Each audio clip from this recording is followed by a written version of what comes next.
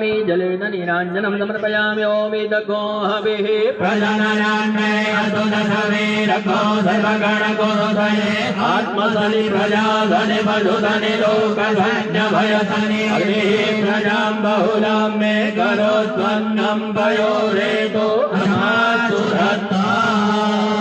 नीराञ्जनं समर्पयामि मन्त्रपुष्पाञ्जलिमो हंस हंसाय विद्महे परमहंसाय धीमहि तन्नो हंसः प्रचोदयात् पुष्पाञ्जलिं समर्पयामि प्रदक्षिणां परिकल्पयामि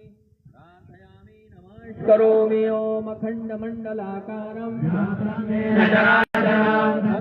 दर्शितं येन तस्मै श्रीगुरवे नमः अनन्तान्तकोटिनमस्कारान् समर्पयामि हस्ते जलमादायनेन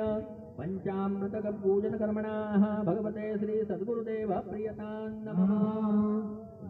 निर्माल्यमुत्तरे विसृज्य ओम यत्पापं